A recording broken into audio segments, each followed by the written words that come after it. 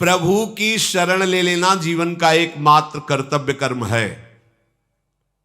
देखो, कई बार हमने आपको बताया, भारत सरकार आपको अगर भेजती है विदेश, तो आप अगर वहां शर्त रखते हैं कि हमें वहां मकान मिलना चाहिए, हमें ये सुविधा मिलनी चाहिए, पास सरकार है, पास कर दे, जाओ काम करके आओ। हमारा क्या काम?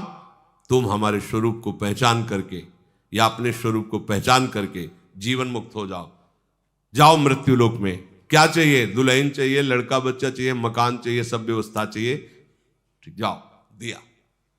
आए किस लिए हो? सरकारी काम से आए हो। साधन धाम मोक्ष कर द्वारा, पाई न जे परलोक संहारा। आप काहे के लिए आए हो? साधना करके भगवत प्राप्ति करने के लिए। सब मनुष्य शरीरधारी ये सुविधाएं आपको काहे के मिले? भगवत सेवा के लिए। नाथ सकल संपदा तुम्हारी, और हमारे जो मिली है वो आपकी सेवा के लिए। मैं सेवक समेत सुत नारी, बढ़िया भगवत प्राप्ति का उपाय है। आप नहीं रह सकते थे अकेले, इसलिए भगवान ने आपको परिवार की सुविधा दे दी, मकान दे दिया, व्यवस्था कर दी। अब आपने ये कर्तव्य भूल करके उसी को केवल कर्तव्य मान लिया, उसी को अपना मान लिया कि मैं इनका स्वामी हूं, ये मेरे बच्चे, मेरी पत्नी, मेरा परिवार, मेरी संपत्ति दी है सरकार ने। अब आप विदेश जब भारत सरकार के द्वारा भेजे गए थे, 40 साल 50 साल जो भी कार्य दिया गया, आप वापस आए, पूछा गया आपसे, जो आप सरकारी काम से गए थे वो काम किया? नहीं, बच्चे पैदा किए, उनको पढ़ाना लिखाना, ब्याह बर और सब इतने काम थे, तो काम, तो आपको जानते हो क्या किया जाएगा? जेल में डाल दिया जाएगा, इसको दंड दो। क्योंकि जितनी भोग सामग्री सरकार ने दी थी वो अपने काम कराने के लिए दी थी, और इसने सरकारी काम कुछ नहीं किया, इसलिए दंड का अपराधी है, उसको दंड दिया जाए। यह अपराधी, इसको दंड का, ऐसे ही हमको दंड मिलेगा।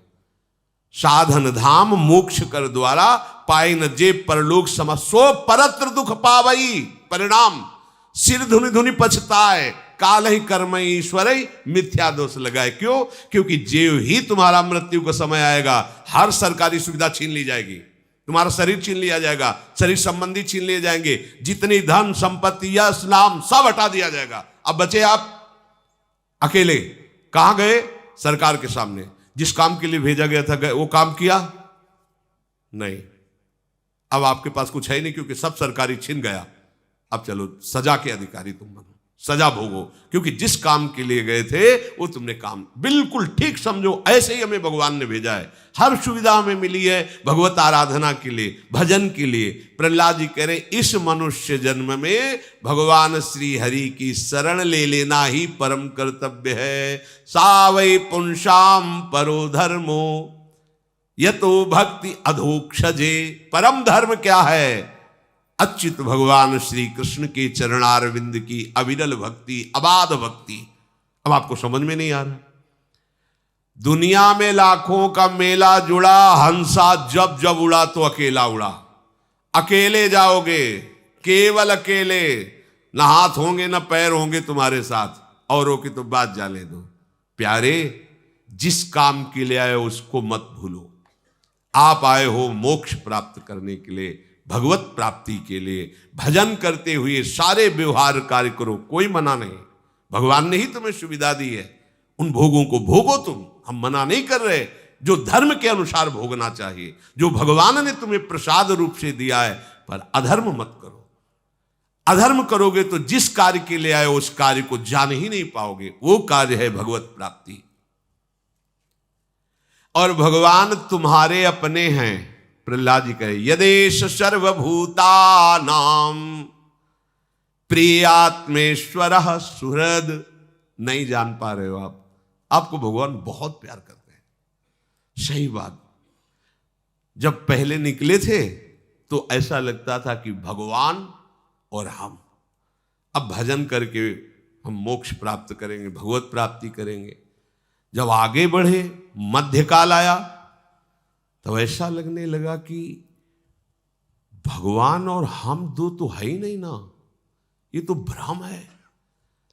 जब रिजल्ट की तरफ बढ़े तब लगा कि वही वो है और उनसे प्यारा कोई है ही नहीं। सुहृद इतना प्यार। अब ये बर्फी रसगुल्ला तो है नहीं कि तुमको ऐसे दे दे, दिखा दे। ये सब यंत्र अंदर के जो अनुभव करते हैं, वाणी की सामर्थ्य नहीं बोल सके, नेत्र की सामर्थ्य नहीं कि तुम्हें दिखा सके। भगवान ऐसे नहीं कि कहीं कोई बैठे हैं कहीं, छिन छिन बिहरत संग। इतने प्यारे हैं, इतने उदार हैं, इतने नजदीक हैं। बस तुम क्या है कि ये जो और कुछ समेटे हो ना, इसलिए तुम्हें अनुभव में नहीं आ रहे। कहा कहो बड़ भाग, नित नित रति हरिवंश हित, नित बर्धत अनुराग। ऐसी उन्मत्तता छाती है, अपना कोई इतना बड़ा साथी हो जाए। भल्यो कोई बहुत बड़ा पदाधिकारी रोज तुमसे हाथ मिलाए, तुम उसके साथ खाओ पियो बैठकर, कैसा लगेगा आपको? है गर्भ में फूले घूमोगे। हम प्रियालाल के साथ खाते हैं, प्रियालाल के साथ सोते, प्रियालाल के साथ खेलते। आप नहीं करते क्या? पर आप तन्मयता नहीं रखते। आप और कुछ भावना किए। जूठन किनकी पा रहे हैं? उन्हीं की तो पा रहे ना। आप नाचते किसके संग हो? क्या तुम ही नाचते हो? अरे वो भी नाचते हैं जब तुम नाचते हो। तुम्हारी दृष्टि नहीं, तुम देख नहीं पा रहे। हाँ, होड़ करके नाचते हैं। तुम अगर ऐसे करते हो तो आप देखो, जब संगीत बजेगा, कोई कुछ, अब बहुते नास्तिक हो या बहुते शुष्क हृदय हो तो कीर्तन हो, हम देखा है किसी किसी को कीर्तन हो, ऐसा लग रहा है कि पीट के खड़े किए गए। अरे कीर्तन हो रहा है, इतने इतने में क्या जाता है, राधा राधा राधा। हम देखा जैसे अचानक दृष्टि गई तो लगा कितना दुर्भाग्य है। वो ऐसे खड़ा है जैसे इस परिवार का पूरा नाश हो गया है, और वो मतलब एकदम ऐसे। आपको सच्ची कहते हैं, बात मान लेना, जब आप नृत्य करते हो ना, हमारे युगल सरकार पुलकित होते। वो तुमसे कम, हाँ, उन्हीं की इच्छा से तुम्हारे अंदर आनंद आ, वो आनंद सब उमग के आ जाते हैं, नाचने लगते हैं।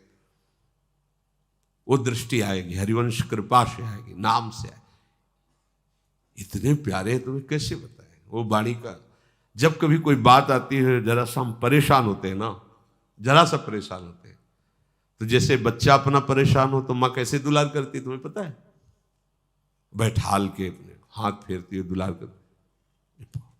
तुम क्यों चिंता करते हो? हम है ना। नाच पड़ते हैं। अरे जब कभी ऐसी बात तो लगता है इतना एकांत में, जैसे कभी कि लाल, तब ऐसे दुलार मिलता है। तुम क्यों चिंता करते हो?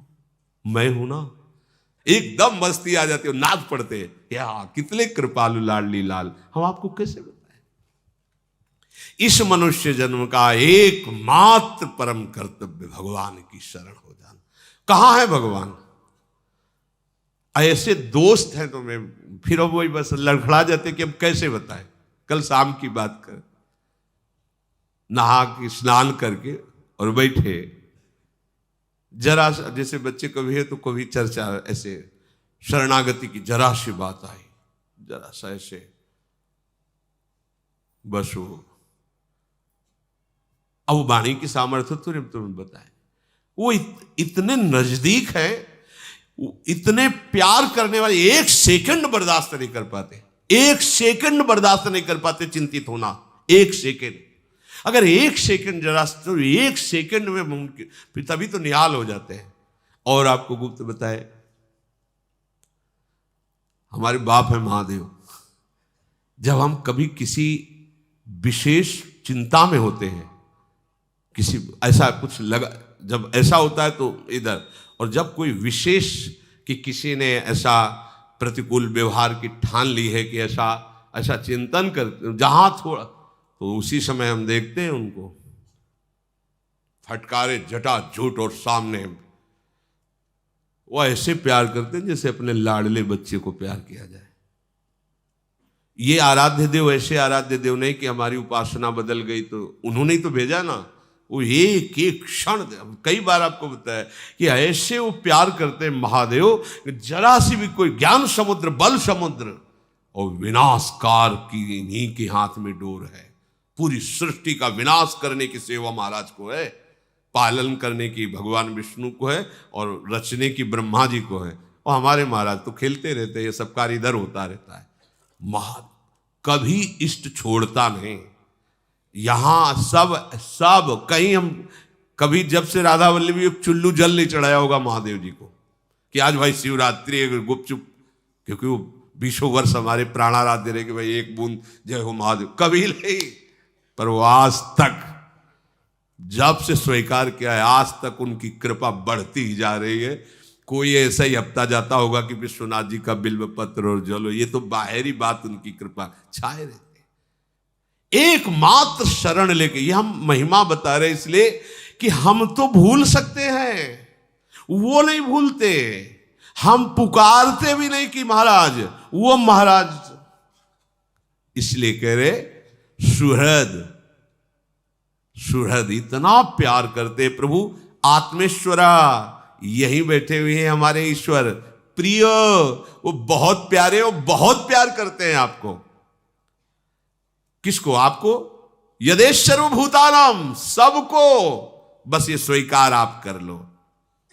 शिव प्रहलाद जी कह रहे सुखमेन्द्रियकम दैत्या देह योगेन देहिनाम सर्वत्र लभ्यते दैवा यथा दुःखमयत्नतः तत्प्रयासो न कर्तव्यो यत आयुर्व्ययः परम न तथा विन्दते क्षेमं मुकुंद चरणाम्बुजम।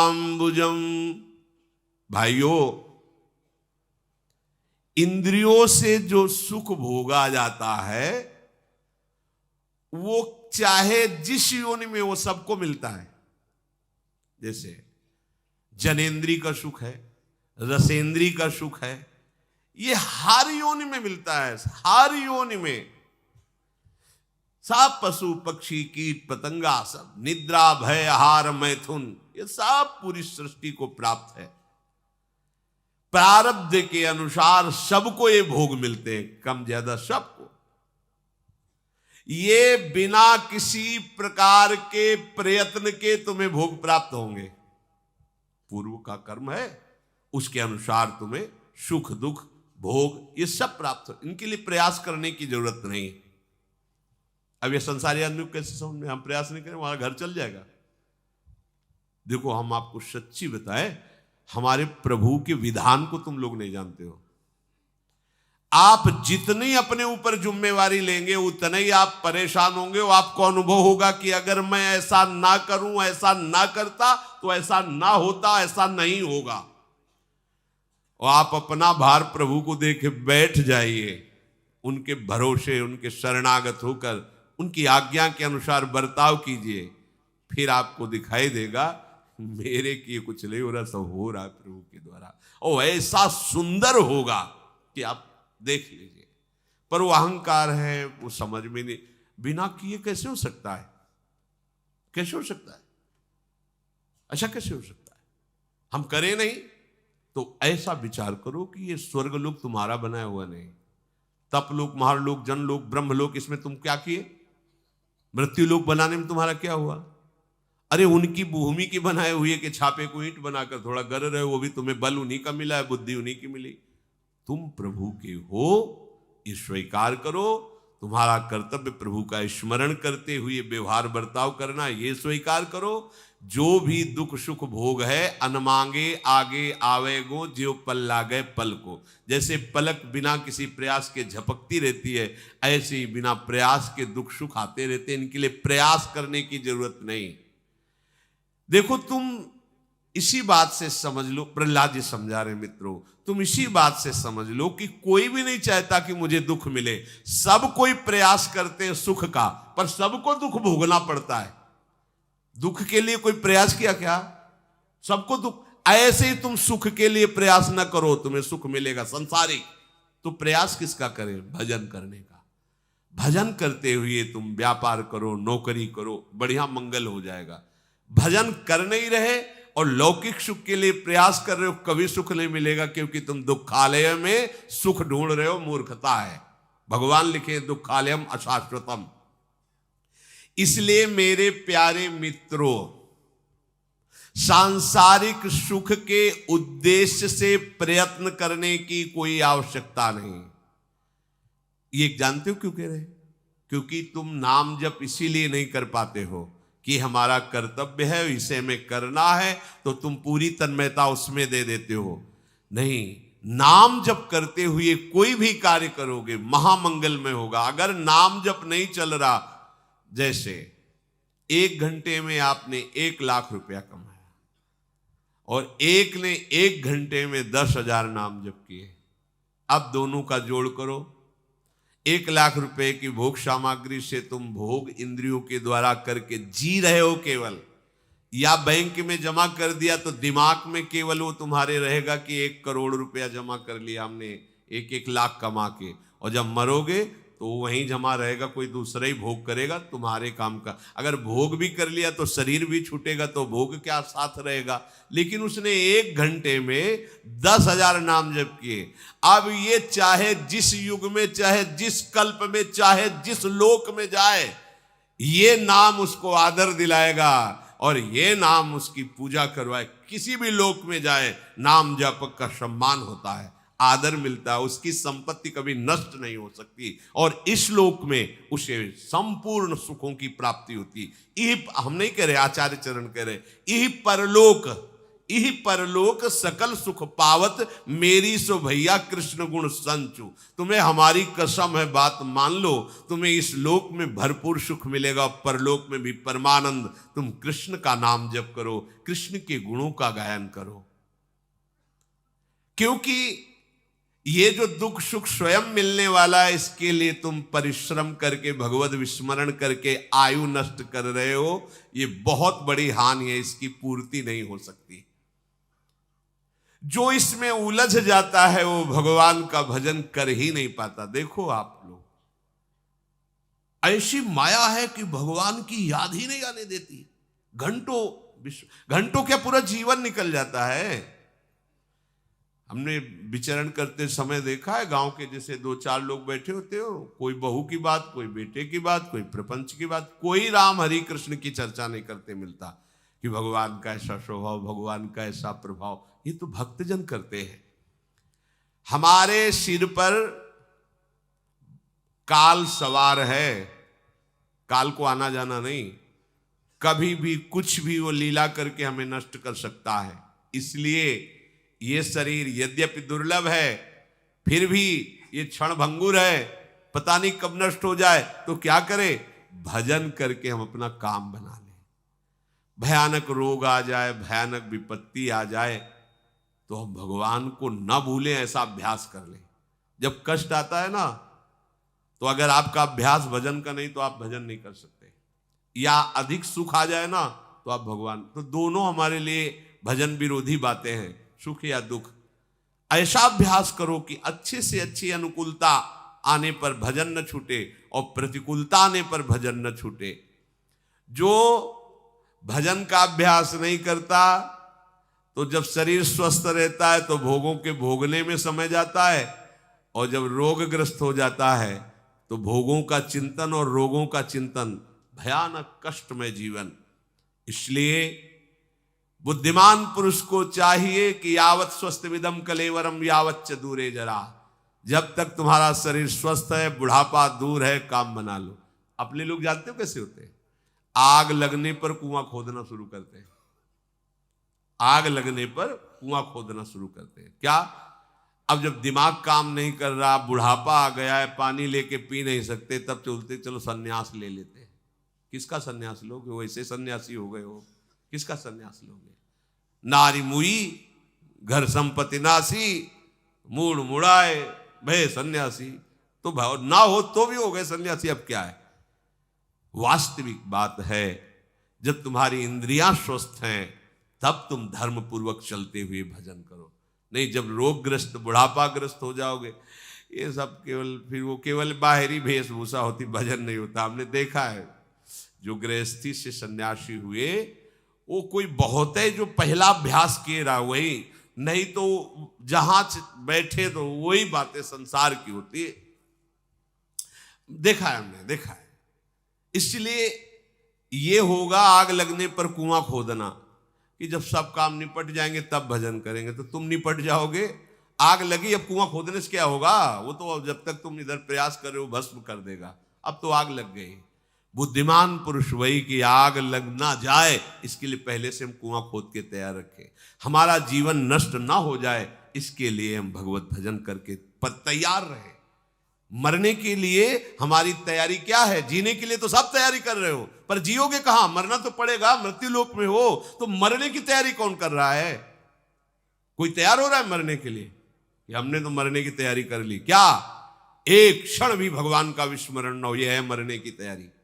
भैया इस समय जो हमें अवसर मिला है वो केवल भगवत प्राप्ति के लिए। चूको मत। दिन प्रतिदिन कलिकाल बढ़ता जा रहा है, दिन प्रतिदिन भगवत भजन की असुविधा बढ़ती जा रही, दिन प्रतिदिन भगवान के प्रेमी महात्मा अंतर ध्यान होते चले जा रहे, दिन प्रतिदिन हमें ऐसा संग मिलता जा रहा है जो हमारी बुद्धि को हरि गुरु से बिलक कर दे। बरुभल बास नरक करता था, दुष्ट संग जन दे विधाता। भगवान मुझे नरक में रख दे अच्छा, पर भगवत विरोधी दुष्टों का संग ना हो। क्यों? भगवत विरोधी दुष्टों के संग से महत अपराध बन करके हमारा जीवन ऐसा हो जाएगा जो कहीं भजन के लिए ठहरने नरक भोगेंगे तो हमारे पाप नष्ट होंगे, आगे बढ़ने का रास्ता है। लेकिन अगर वैष्णव विरोधी जनों का संग करेंगे, वैष्णव दोष दर्शन करेंगे तो हमारा मार्ग रुक जाएगा। यही तो भूल हो गई हिरण्यकश्यप को कि 5 वर्ष का बालक है, ये क्या बिगाड़ लेगा। नहीं सोचो, नहीं सोचो। 100 ग्राम पुराने पेड़ा दुकान वाला ने दिया, और जब राधा वल्लभ जी को भोग लगता है तो हम सब ललचा जाते हैं और हाथ जोड़ के भैया थोड़ा सा हमको भी दे दीजिए। वो मीठा नहीं, अब वो पेड़ा नहीं है, वो जब ऐसे इतना देते ना तो हृदय प्रसन्न। हमारे प्रीतम का उच्छिष्ट है। क्यों? अभी तो दुकान में रखा था, अभी अभी की बात है, दुकान में था आधा घंटा पहले। तुम उसको दुकान वाला पेड़ा आप समझते हो? श्री जी का प्रसाद है, अपराध लगेगा। और ये जो बच्चे बच्चियां भगवान को समर्पित संपूर्णतया, तुम इनको बच्चा समझते हो?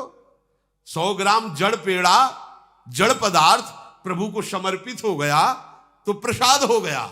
और ये चैतन्य घन प्रभु को समर्पित हो गए, नहीं जानते कौन भगवान है, नहीं जानते कौन श्री जी है।